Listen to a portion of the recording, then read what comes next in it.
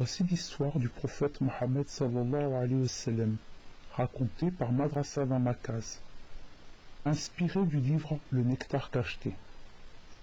Notre bien-aimé prophète s'appelle Mohammed ibn Abdallah ibn Abdel Muttalib. Il vient de la tribu de Quraysh, une tribu arabe. Mohammed est né durant l'année de l'éléphant, le lundi 9e jour de Rabi al-Awwal à la Mecque.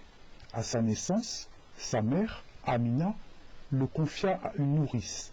C'était dans les coutumes des sédentaires. Ainsi l'enfant apprendrait l'arabe et serait préservé des maladies de la métropole.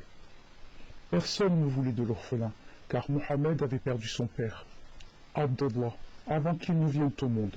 Ce fut Halima et son mari qui le prit à leur charge. Halima, c'est sa nourrice. La baraka ne se fit pas attendre. Sa poitrine se gorgea de lait, de même que ses bêtes. Mohammed sallallahu alayhi wa sallam grandit auprès d'eux jusqu'à l'épisode où l'ange Jibril alayhi wa sallam ouvrit sa poitrine pour laver son cœur et lui retirer le caillou symbolisant l'emprise de Shaitan. De peur de le perdre, Halima le rendit à sa mère Amina, mais elle mourut alors qu'il n'avait que 6 ans.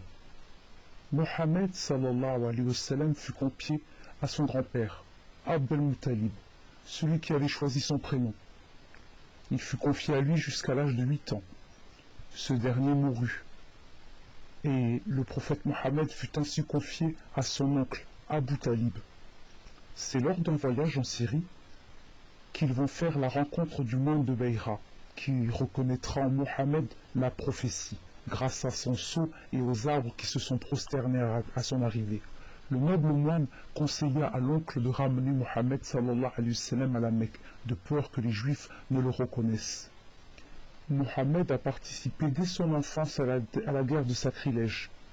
Il a travaillé même comme berger, puis pour le compte de Khadija, radiyallahu anha, une commerçante riche et convoitée, avec qui il se maria à l'âge de 25 ans. Elle en avait 40. Avec elle, il aura El-Qasim, qui ne survivra pas et mourra en bas âge. Il aura Zeynep, Ruqayya, Kulthum et Fatima. Il aura Ibrahim avec Maria la Copte, mais mourra aussi en bas âge.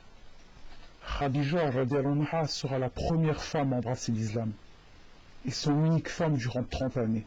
C'est vers l'âge de 40 ans que Mohammed sallallahu alayhi wa sallam reçut sa première révélation dans la grotte de Hira, où il avait l'habitude de se retirer pour méditer sur son Seigneur, s'éloignant du shirk de son peuple, qui préférait idolâtrer des statues. On en comptait plus de 300. L'ange Jibril alayhi wa sallam se présenta à lui et lui dit « Lis ». Il répondit « Je ne sais pas lire ». L'ange l'étreignit dans ses bras jusqu'à l'étouffer et le relâcha. L'ange fit la même demande à 3. Et à chaque fois, Mohammed lui faisait la même réponse, « Je ne sais pas lire ».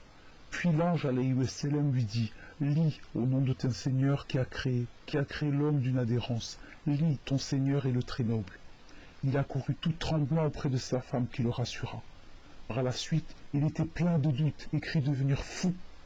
L'idée du suicide lui traversa l'esprit. Il se passa un certain temps avant qu'il, sallallahu alayhi wa sallam, reçut sa seconde révélation, qui fut « Ô toi le revêtu d'un manteau, lève-toi et avertis. Avertis contre le shirk qui est l'association et œuvre pour la suprématie du culte voué à Allah, le tawahid, l'unicité. »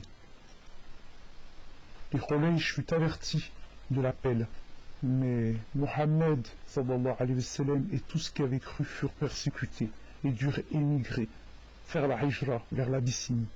Là-bas, il y avait un roi juste. Les Quraysh furent tous tentés pour nuire aux musulmans. Ils ont même parlé à Abu Talib, l'oncle du prophète, afin que ce dernier calme son neveu. Ils ont même essayé d'acheter le prophète avec des richesses et ont même essayé de mettre fin à ses jours. Mohammed sallallahu alayhi wa sallam dut faire face à tout cela en plus de la perte d'être cher, son oncle et sa femme Khadija, radiyallahu anha, ce qu'il avait toujours le plus soutenu. Ce n'est qu'après la mort de Khadija radiyallahu anha qu'il deviendra polygame, c'est-à-dire qu'il aura plusieurs femmes. Il, sallallahu alayhi wa sallam, aura 13 femmes, 2 moururent de son vivant, Khadija et Zeynep. Les mères des croyants ont eu le grand mérite de faire connaître aux gens les comportements à domicile du messager d'Allah sallallahu alayhi wa sallam. Aïcha radiallahu anha était sa préférée. Il prêchera l'islam en dehors de la Mecque, fera le voyage de l'ascension au cours duquel il sera transporté sur un animal en compagnie de Jibril alayhi wa sallam, de la maison sacrée à Masjid à Aqsa à Jérusalem. Compte tenu de la distance impossible à parcourir en une nuit, il sera pris pour un fou par les Quraysh. C'est durant cette nuit qu'il recevra l'ordre de faire accomplir à son peuple 5 prières au lieu de 50 à l'origine. C'est au cours de cette même nuit que le prophète aura une vision du paradis et de l'enfer. Le prophète sallallahu alayhi wa sallam dut accomplir des guerres et des guerres, parmi les plus connues la bataille de Badr et de Uhud. Il y en a plein d'autres. Il perdra de nombreux compagnons, radiyallahu anhu, parmi eux Hamza. Ensuite, enfin, les gens adhéreront à l'islam.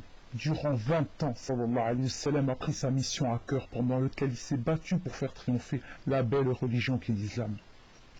Et celle de tous les prophètes envoyés. Le 29 du mois de Safar de la 11e année, la fièvre prit l'envoyé d'Allah malgré qu'il continuait à diriger les prières en commun.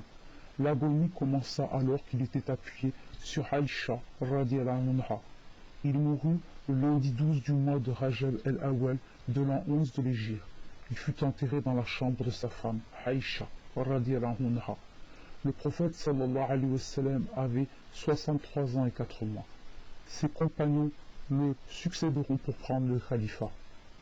Ses compagnons qui prendront le califat sont Abu Bakr, Omar ibn al-Khattab, Uthman ibn Affan et Ali ibn Abu Talib, radiyallahu anhu. Ses compagnons qui n'ont cessé de lui être dévoués.